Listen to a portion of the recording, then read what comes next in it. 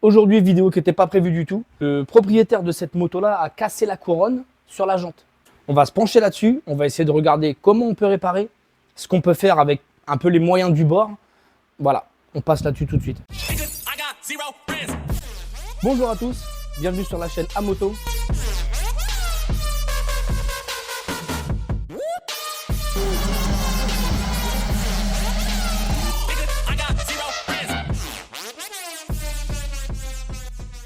Voilà ce que ça donne. C'est pas très joli. Les vis, elles ont cassé dedans, mais tu vois bien que les vis d'origine, c'est pas les deux mêmes. Ça avait déjà été bricolé. Donc on va essayer de voir ce qu'on peut faire. Il y a une vis qui a cassé ici derrière, tu vas voir quand je vais démonter la jante. Il y a une espèce de vis autoforeuse derrière. On va voir ce qu'on peut faire. Avec les moyens du bord, on va essayer de réparer ça. Il va falloir que je trouve de la visserie et voir si j'en ai. Allez, on se cale là-dessus. Si comme moi, tu as ce genre de lève moto, ça a été livré donc avec l'axe ici pour sécuriser s'il se baisse. Il m'est déjà arrivé une galère avec ça. C'est baissé pendant la nuit. La moto, je l'ai retrouvée par terre et j'ai cassé la poignée d'embrayage. C'est pour mes frères. En plus, je lui ai racheté une petite poignée. Là, c'est une poignée lambda. Je lui ai repris une petite poignée YCF avec le réglage automatique. Bon, il a de la chance. Bref, ça a été livré avec ça aussi. Tu vas pouvoir venir l'accrocher. On va venir forcer un petit peu. Voilà, tu essaies de t'arranger comme tu peux, de façon à ce que la moto, elle bascule pas et puis qu'elle tombe pas. Ok? Là, c'est du 18. De l'autre côté, tu prends une clé plate pour venir tenir ton boulon. De l'autre côté, c'est du 19. Donc, on sort l'axe. Tu viens sortir ton boulon de l'autre côté. Là, j'ai posé mon boulon et mon réglage pour la tension de la chaîne. Je vais commencer à sortir mon axe. J'ai mon entretoise.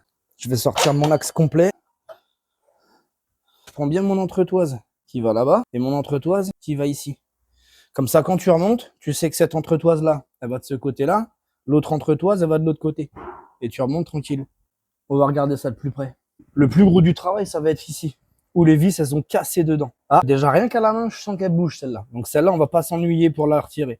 Alors par contre, celle-ci, juste là, tu la vois, la vis qui dépasse, là? Alors elle, je sais pas du tout ce qu'elle fait là. C'est une vis autoforeuse. C'est pas normal qu'elle soit là. Tu vois, elle bouge un peu. Bien, j'arrive à la tourner à la main. Ouais, elle sort. Donc alors, tu vois, elle, bon, faut pas s'en faire pour elle. Tu vois, quand ça te fait ça, alors là, c'est l'Amérique. Donc, il ne nous reste plus qu'un trou à faire. Je vais sortir un peu de matos. On va voir comment on peut la déloger, elle. Tiens, regarde. Je t'ai sorti une vis autoforeuse. Tu vois, ça donne ça. En fait, ça te fait comme un foret pour poser les toitures en métal, là. Donc, tu viens visser, tu viens percer donc ta toiture en métal et ça vient se visser. Tu vois, alors, qu'est-ce qu'elle foutait là? Franchement, ne me pose pas la question. Bref, c'est pas le sujet.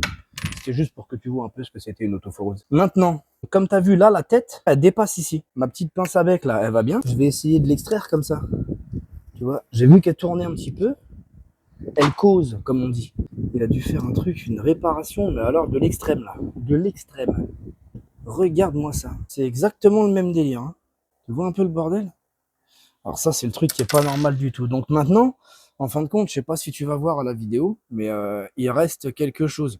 Les autres trous, ça va, il reste rien. Il va falloir que je teste un peu les pas de vis. Mais ça, moi, je veux l'extraire aussi. De toute façon, le pas de vis, il est complètement foiré là. Il n'y en a plus du tout. Tu arrives à voir à l'intérieur? Le pas de vis, il n'y en a plus du tout. Il est complètement foiré.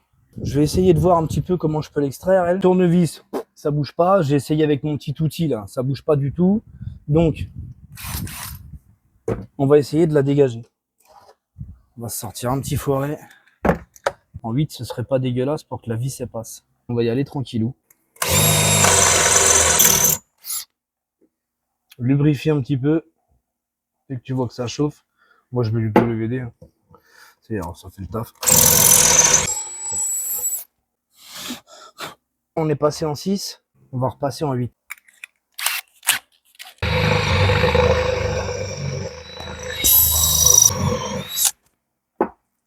Ça sauve mon capitaine, ça sauve. Voilà. Test. Ok. Pas beaucoup de jeu. Et ça passe. Nickel. Il n'y aura plus qu'à foutre un boulon derrière. Et je pense qu'on sera pas mal. Allez, je vais mettre un coup de soufflette sur tout ça. Et je pense qu'on est bien. On a récupéré les 3 pas de vis qui sont là. J'ai récupéré 4 vis. Grosse vis BTR. Ici, ça fait le job. Là, on est pas mal. N'hésitez pas, les vis comme ça qui sont sous vibration, mettez de la Loctite. Tu vois, gros boulon de 13. Là, ça passe. Bah, je suis bien content. Alors, c'est de la réparation de fortune, encore une fois. Hein. C'est pas, on n'est pas du tout sur de l'origine, on n'est pas du tout sur de la visserie d'origine, sur du montage d'origine. Voilà, ça reste de la dirt chinoise. C'est vraiment à moindre frais et avec les moyens du bord. Je vais lui mettre un écrou frein, comme ça il se desserrera pas. Je vais lui rajouter une goutte de Loctite en plus, comme ça c'est sûr qu'il se desserrera pas. Et ces trois-là, je vais leur mettre de la Loctite aussi. C'est juste pour qu'ils puissent utiliser la bécane, quoi. Couronne. Tu vois, la Loctite, il n'y a pas besoin d'en mettre beaucoup. Je la mets en contact à la main, après on va serrer à la clé. Tu fais pareil pour les autres.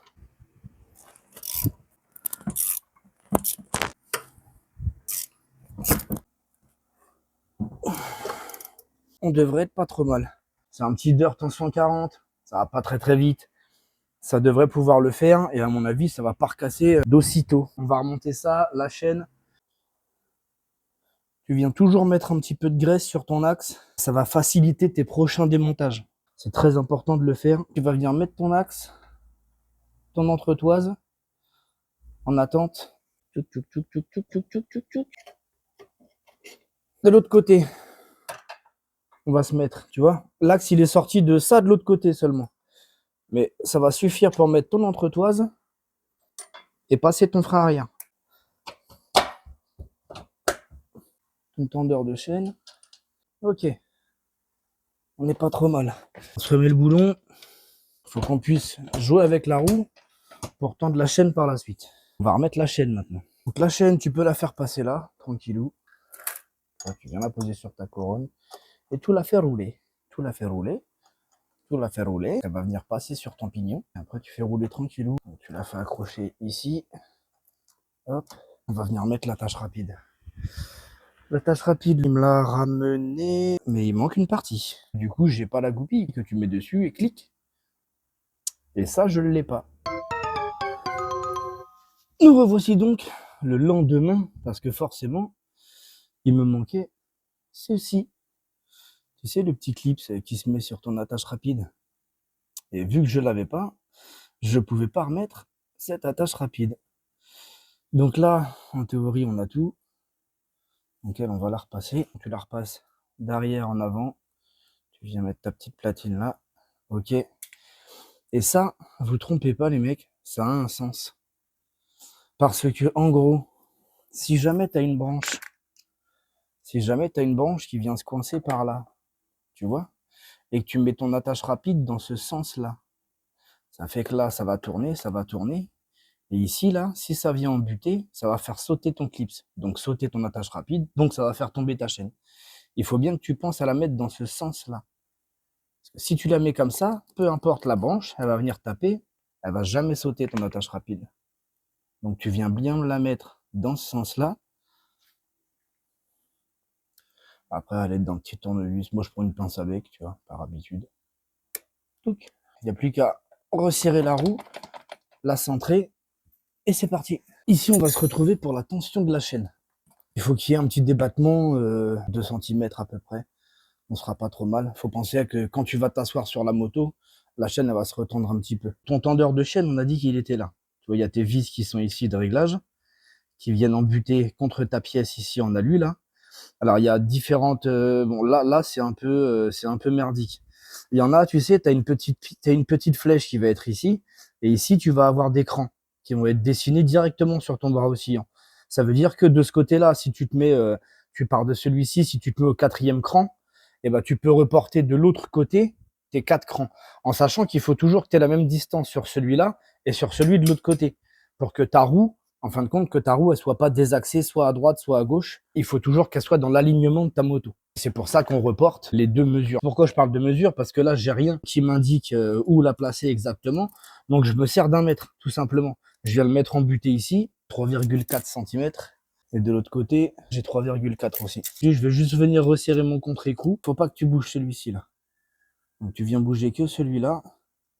Tu viens te le mettre en butée. Alors là, c'est du 12. Tu prends 2 clés de 12, c'est du 12 ici ou là. Des fois, ça peut différer, hein, tu fais gaffe. Celui-là, faut pas qu'il bouge.